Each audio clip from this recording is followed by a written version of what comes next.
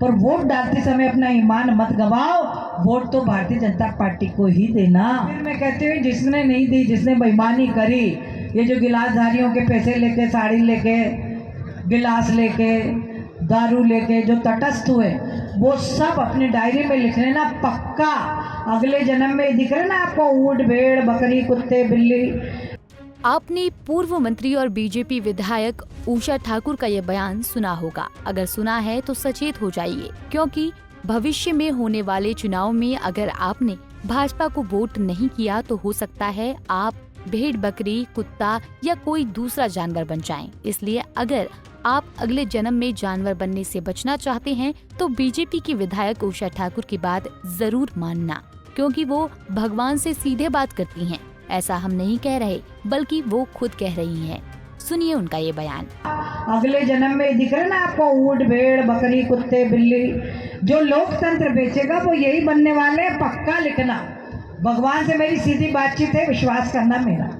महू के हासलपुर में बीजेपी की विधायक उषा ठाकुर ने जो जुबानी बम फोड़ा है वो न सिर्फ विवादित है बल्कि हास्यास्पद भी है, क्योंकि उनके अनुसार जो भाजपा को वोट नहीं करेगा वो अगले जन्म में जानवर बनेगा। ऐसे में मध्य प्रदेश में जितनी भी सीटें कांग्रेस ने जीती हैं, वहां के लोगों को अब डर जरूर लग रहा होगा कि अगले जन्म में हमारा क्या होगा। चलिए सब कुछ तो ठीक है, लेकिन एक बात तो बिल्कुल भी समझ से परे है कि क्या उषा ठाकुर जनता को समझदार नहीं समझती, या फिर खुद को दुनिया की सबसे ज्यादा समझदार महिला समझ बैठी हैं कि कुछ भी बोल दो और चलते बनो। हम ऐसा इसलिए कह रहे हैं क्योंकि ऐसे बयान देकर उनकी किरकिरी हो रही है, ना कि तारीफ। आइए पहले आपको उनका पूरा बयान सुना देते हैं, फिर बात करेंगे इनकी सोच की, जिसकी चर्चा अब सोशल मीडिया पर जोरों शोरों से हो रही है। और भारतीय जनता पार्टी तो कभी लाडली बहना, कभी किसान सम्मान, कितनी योजनाओं के माध्यम से हजारों रुपए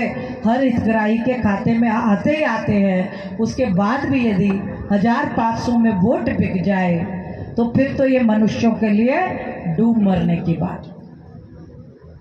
मैं तो बहुत खराब बात कहती हूँ, कभी कभी दादा मेरे को डांटते कि दीदी इतना बुरा मत बोलिया कर। तो मैंने कहा जो सच्चा है दादा वो तो कहने ही पड़े। मैं यूँ कहूँ कि देखो लोकतंत्र में हम वोट डालने जाए, कोई देखता है क्या? आप अकेले होते और आपके पिता परमात्मा होते, तो किसी ने कुछ ले दे भी लिया, ले लो भाई, पर वोट डालते समय अपना ईमान मत गवाओ।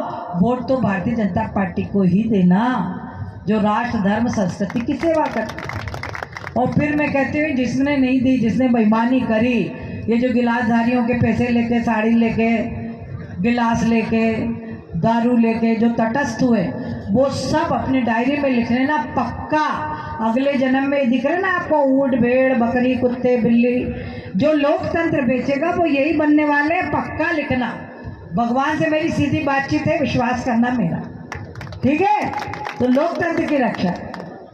फिर सामाजिक समरसता, हम सब हिंदू सातों जाति सगे भाई बहन हैं। कोई दलित नहीं है, कोई पिछड़ा अगड़ा नहीं है, कोई छोटा बड़ा नहीं है। वेदों को हम मानते हैं, हमारे यहाँ जाति काम से तय हुई, कभी जन्म से तय नहीं हुई। ये अंग्रेजों ने मुसलमानों, हिंदू समाज की शक्ति को तोड़ने के लिए सत्तातियों में बांट दिया कि में कभी। इनके बयान को सुनकर ये तो साफ हो गया है कि ये जनता को क्या समझती हैं। अगर समझदार समझती होती तो ऐसे बचकाना बयान ना देती।